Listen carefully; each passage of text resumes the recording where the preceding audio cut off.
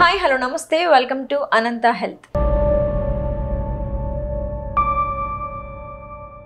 KIMS sunshine hospitals Begumpet ophthalmologist doctor Vempati Jyothi garu ఈరోజు మనతో పాటు ఉన్నారు. లైక్ ఐస్ గురించి, ఐ ఇన్ఫెక్షన్స్ గురించి కానీ ఐ రిలేటెడ్ ప్రాబ్లమ్స్ గురించి డిస్కస్ చేయడానికి.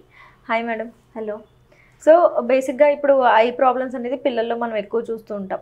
అందులో చాలా రకాల ఇన్ఫెక్షన్స్ కానీ ప్రాబ్లమ్స్ కానీ ఉన్నాయి. అందులో డ్రై ఐస్ అంటే ఏంటి మేడం? ముందు డ్రై ఐస్ అంటే పిల్లల్లో, అడల్ట్స్లో ఇద్దరిలో కనిపిస్తుంది. డ్రై ఐస్ అనేది పిల్లల్లోనే కాదు, యాక్చువల్గా పిల్లల్లో మనం ఎక్కువగా చూసేది ఎలర్జిక్ కంజంక్టివైటిస్. ఎలర్జిక్ కంజంక్టివైటిస్ అనేది కొందరికి సీజన్ మారితే వెంటనే వస్తుంది, కొందరికి డస్ట్కి ఎక్స్పోజ్ అయితే వస్తుంది, ఇంకొందరికి చాక్ పీస్ డస్ట్కి, చిన్న పిల్లల్లో కొందరికి క్రేయాన్స్ డస్ట్కి ఎక్స్పోజ్ అయిన ఎలర్జిక్ కంజంక్టివైటిస్ అనేది వస్తుంది. ఓకే. అది పిల్లల్లో ఎట్లా కనిపిస్తుంది అంటే వాళ్ళు అస్తమానం బ్లింక్ చేస్తూ ఉంటారు, అస్తమానం చెయ్యి పెట్టి నలుపుకుంటూ ఉంటారు. ఇలా పిల్లల్లో సిమ్టమ్స్ అనేవి మనకి ఇట్లా కనిపిస్తాయి.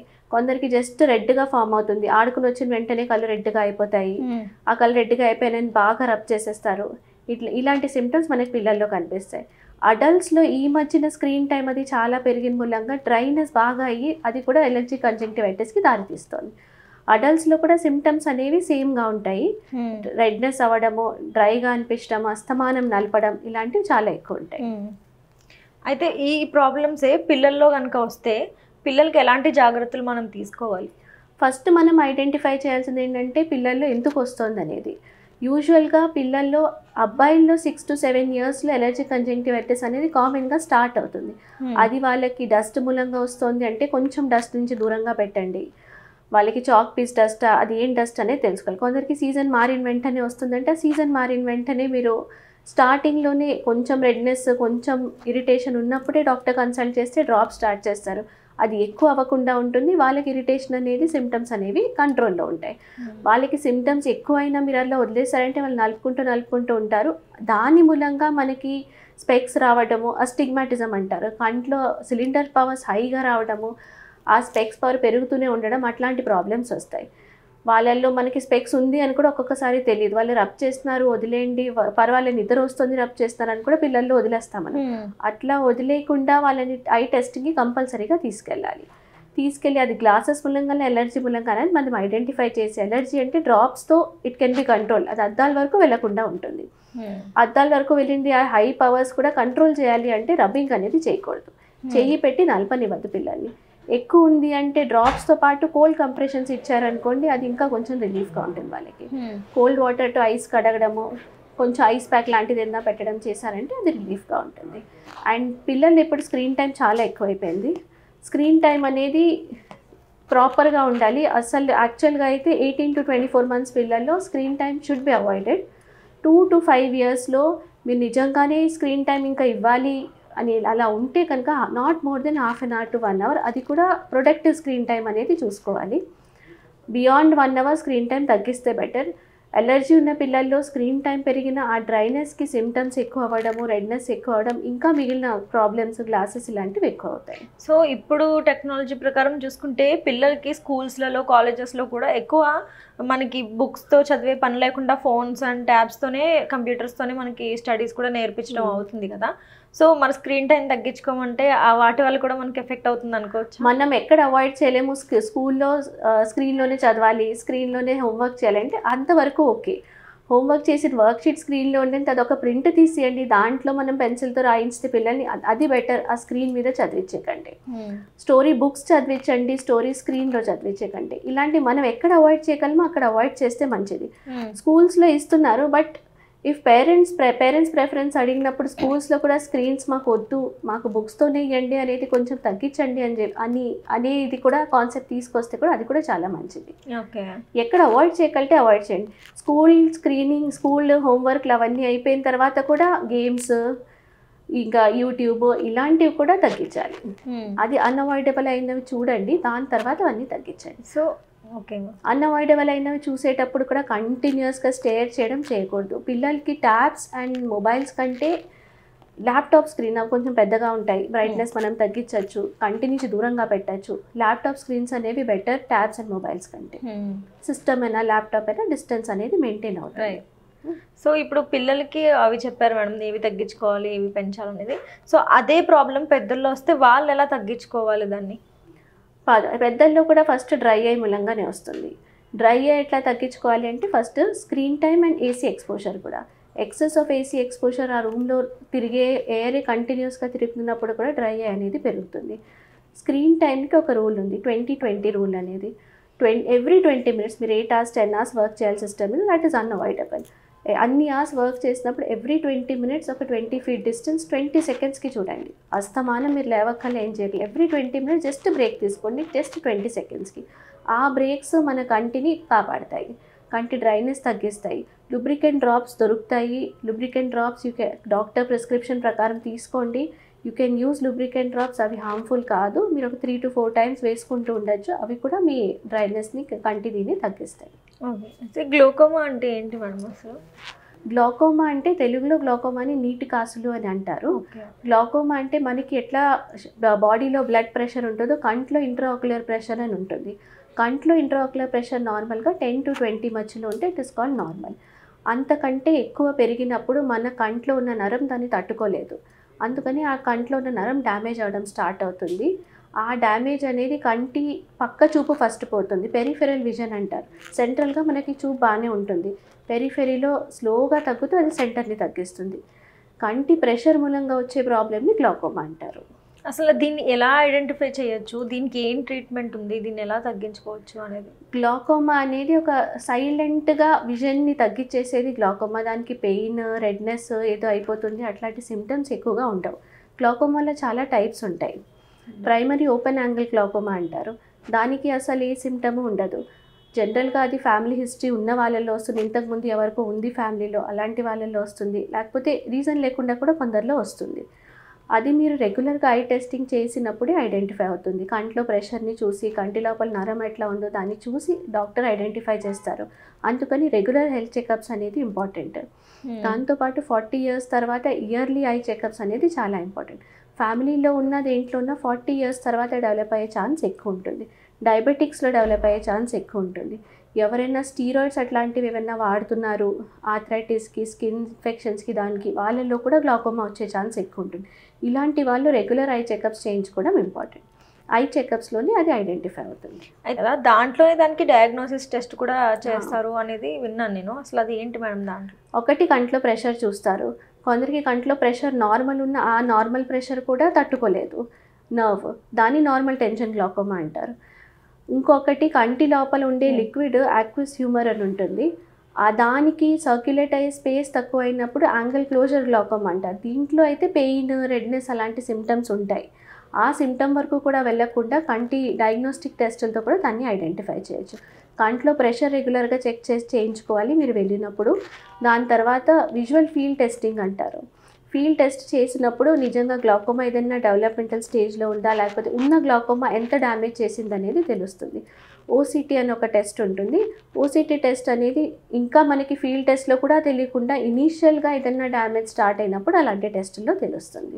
సో ఈ గ్లాకోమాకి మొత్తం ట్రీట్మెంట్ ఏముంది మేడం అసలు? గ్లాకోమాలో పోయిన చూపు వెనక్కి రాదు, అందుకని గ్లాకోమా ఐడెంటిఫై చేసుకోవడం చాలా ఇంపార్టెంట్. ఎంత డ్యామేజ్ అయిపోయిందో that can not be reversed. ఉన్న చూపుని కాపాడడానికి డ్రాప్స్ ఇస్తారు. గ్లాకోమా డ్రాప్స్ చాలా స్పెసిఫిక్గా ఉంటాయి, దానికి టైం చాలా మెయింటైన్ చేయాలి. 2 times వేసుకోవాలంటే కంపల్సరీ 2 times వేసుకోవాలి. ఒక్కసారి డ్రాప్స్ స్టార్ట్ చేసినప్పుడు ఇట్ ఇస్ లైఫ్ లాంగ్ వేసుకుంటూ ఉండాలి. మీరు 1 month మానేసి 2 months మానేసి అట్లా ఏదైనా చేశారంటే గ్లాకోమా పేషెంట్స్ ఆ ప్రెషర్ ఫ్లక్చువేషన్కి నర్వ్ డ్యామేజ్ చాలా ఎక్కువైపోతుంది. నర్వ్ డ్యామేజ్ ఎక్కువైపోయి చూపు పోవడం స్టార్ట్ అయింది అంటే ఆ చూపు మనం మళ్ళీ వెనక్కి తేలేం. కాబట్టి కరెక్ట్గా డ్రాప్స్ వేసుకోవడం ఒకటి ఇంపార్టెంట్. ఐ ఆపరేషన్స్ లాంటివి ఎన్ని ట్రై చేసినా కూడా అది రివర్సిబుల్ అవ్వదా మేడం? అవ్వదు అసలు. ఇంకా అక్కడితో ఐ ఆపరేషన్స్ అనేవి గ్లాకోమా సర్జరీస్ ఎప్పుడు చేస్తారంటే వాళ్ళకి 3 drops ఇచ్చాం, 4 drops ఇచ్చాం, దానికి కూడా ప్రెషర్ కంట్రోల్ అవ్వట్లేదు, చూపు ఇంకా తగ్గిపోతుందంటే సర్జరీతో ఇంకా ప్రెషర్ని కంట్రోల్ చేయడానికి ట్రై చేస్తారు. కానీ పోయిన చూపు అనేది వెనక్కి రాదు గ్లాకోమాలో. ఓకే, అది సైలెంట్గా చూపుని తీసేసుకునే డిసీజే గ్లాకోమా. సో నాకున్న బేసిక్ డౌట్స్ ప్రకారం మనం జనరల్గా కొంచెం అయ్యి దురద పెట్టినా లేదా డస్ట్ పడినట్టు అనిపించినా డ్రాప్స్ వేసేసుకుంటూ ఉంటాం, మనం ఓన్గా వెళ్ళి ప్రిస్క్రిప్షన్ అది ఏం లేకుండా. అలా చేసుకోవడం కరెక్టే? అలా చేయడం కరెక్ట్ కాదు. యూజువల్గా మనం వెళ్ళి మెడికల్ స్టోర్స్లో తీసుకునే డ్రాప్స్లో చాలా మటుకు స్టీరాయిడ్స్ ఇస్తారు.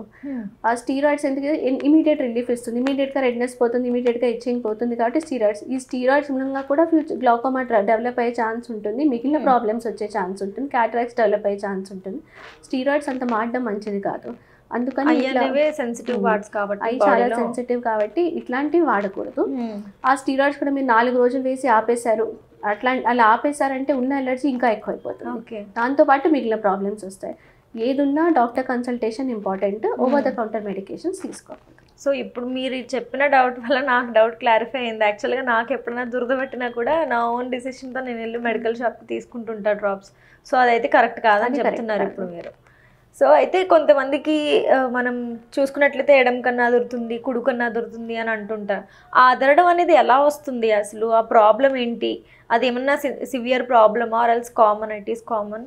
ఎడం కన్నా అదురుతుంది అనేది ఆ ట్విచ్చింగ్ అనేది మసిల్స్లోని వీక్నెస్ మూలంగా వస్తుంది. అది చాలా తక్కువ ఉంది, మన పనిని మనకేం డిస్టర్బ్ చేయట్లేదు, మైల్డ్గా ఉంది, వచ్చిపోతుంది అంటే యూ కెన్ లీవ్. దానికి విటమిన్ టాబ్లెట్స్ అవి వేసుకుంటే సరిపోతుంది. చాలా సివియర్గా ఉంది, కన్ను క్లోజ్ అయిపోతుంది, అంత అదురుతుంది, కన్ను క్లోజ్ అయిపోతుంది. అలాంటి సిచ్యువేషన్లో అది ఎందుకు క్లోజ్ అవుతుంది, దానికి అన్ని టెస్టులు చేయడం ఇంపార్టెంట్. ఒకటే కన్ను అదరడం వేరు, 2 కళ్ళు బ్లింక్ చేయడం వేరు. 2 కళ్ళు మనం కంటిన్యూస్ బ్లింక్ చేస్తున్నాము అంటే అది అలర్జీ మూలంగా. ఒకటే కన్ను మనకి తెలియకుండా సడన్గా క్లోజ్ అయిపోతుంది అంటే అది బ్లెఫరోస్పాజమ్ అంటారు దాన్ని. అది నర్వ్కి బ్లడ్ సప్లై తగ్గినప్పుడు అలాంటి సిచ్యువేషన్స్లో వస్తుంది. ఇనీషియల్ స్టేజెస్లో అది విటమిన్ టాబ్లెట్స్తో దాంతో రికవరీ ఉంటుంది. లేదు అది చాలా సివియర్ ఉందంటే దానికి ఇంజెక్షన్స్ ఉంటాయి, ఆ ఇంజెక్షన్స్ తీసుకుంటే రిలీఫ్ వస్తుంది. Okay madam. జనరల్గా పిల్లలకి ఐ టెస్ట్లు అవన్నీ చేయించాలంటే ఏ ఏజ్ గ్రూప్ నుంచి స్టార్ట్ చేయొచ్చు మేడం? వాళ్ళకి చిన్నపిల్లల్లో ఏమీ ప్రాబ్లమ్స్ లేవు అంటే at least first I testing 3 years కన్నా ఉండాలి. 3 yearsకి పిల్లలు చెప్పట్లేదు, ఏబిసిడి చదవట్లేదు అన్నా పర్వాలేదు. మనకి ఇప్పుడు వచ్చిన మిషన్స్తో అట్లీస్ట్ వాళ్ళ కంట్లో ఏదైనా పవర్ డెవలప్ అయ్యే ఛాన్స్ ఉందా లేదా అనేది మాత్రం తెలుస్తుంది. 3 years నుంచి every year I checkups important పిల్లల్లో. 3 years నుంచే స్టార్ట్ చేయాలి. సో ఎంత ఫ్రీక్వెంట్గా మనం ఈ ఐ చెకప్స్ అనేవి చేపిస్తూ ఉండాలి పిల్లలకైనా, లేదా మనమన్నా చేయించుకోవాలంటే ఎంత ఫ్రీక్వెంట్గా చేయించుకోవాలి? ప్రాబ్లమ్స్ ఏమీ లేని వాళ్ళకి, గ్లాసెస్ లేని పిల్లల్లో ఎవ్రీ ఇయర్ కంపల్సరీ. గ్లాసెస్ వాడుతున్నారు ఆల్రెడీ అంటే 6 monthsకి ఒకసారి చేయించుకుంటే మంచిది. పిల్లలు గ్రోయింగ్ ఏజ్లో పిల్లలకి ఒక్కసారి గ్లాసెస్ వచ్చాయంటే వాళ్ళ ఐబాల్ పెరిగే వరకు ఆ పవర్ పెరుగుతుంది. 18-19 years వరకు ఐబాల్లో గ్రోత్ ఉంటే ఆ పవర్ పెరిగే ఛాన్స్ ఉంటుంది. చిన్న పిల్లల్లో ఒక 5-6 years పిల్లలు ఒక -3, -4 పవర్ వచ్చిందంటే వాళ్ళు 18-19 అయ్యేటప్పటికి చాలా పెరిగిపోతుంది. అందుకని వాళ్ళకి 6 monthsకి ఇయర్లీ ఒకసారి చెకప్, 6 months ఒకసారి చేయిస్తూ ఉంటే అది ఏ రేంజ్లో పెరుగుతోంది, ఎంత ఫ్రీక్వెంట్గా పెరుగుతుంది అనేది మనకు తెలుస్తుంది. సో జనరల్గా నాకున్న అపోహ ఏంటంటే మనం ఒకసారి స్పెక్స్ యూజ్ చేసామంటే అది కొన్ని రోజులు యూజ్ చేస్తే తగ్గిపోతుంది మనకి సైట్ అనేది నాకు ఉన్నది. ఇప్పుడు మీరేం చెప్తున్నారంటే మనం పెరిగే కొద్దీ కూడా మన సైట్ పెరుగుతూ ఉంటుంది అని అంటున్నారు.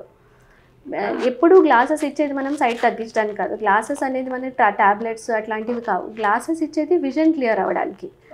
ఒక్కసారి గ్లాసెస్ వచ్చిన వాళ్ళు ఎప్పటికీ పెట్టుకోవాలి, అది పెట్టుకుంటేనే కనిపిస్తుంది. పిల్లల్లో అది పెరుగుతూ ఉంటుంది కాబట్టి దాన్ని కంట్రోల్ చేయడానికి స్పెషల్ టైప్ ఆఫ్ గ్లాసెస్ వస్తాయి, డ్రాప్స్ వస్తాయి. 6 monthsకి అట్లీస్ట్ ఇయర్లీ అండ్ 6 monthsకి ఒకసారి చెక్ చేయించుకుంటుంటే బాగా ఎక్కువ పెరిగిపోతుంది అంటే వాళ్ళకి డ్రాప్స్ ఇస్తారు దాన్ని కంట్రోల్ చేయడానికి. ఆ డ్రాప్స్తో కంట్రోల్డ్గా ఉంటుంది, అట్లీస్ట్ ఆ -3 -3లో ఉంటుంది, -10 -12 అట్లా అవ్వకుండా ఉంటుంది. సో ఇప్పుడు ఇలాంటి ప్రాబ్లమ్స్కి గ్లాసెస్ మనం తీసేయడానికి చాలా వరకు టెక్నాలజీ వచ్చింది కదా మేడం, ఆపరేషన్స్ జరుగుతున్నాయి. అవేమన్నా యూజ్ ఉంటుందా? దానివల్ల మనకి ఏమైనా ఇంప్రూవ్మెంట్ ఉంటుందా?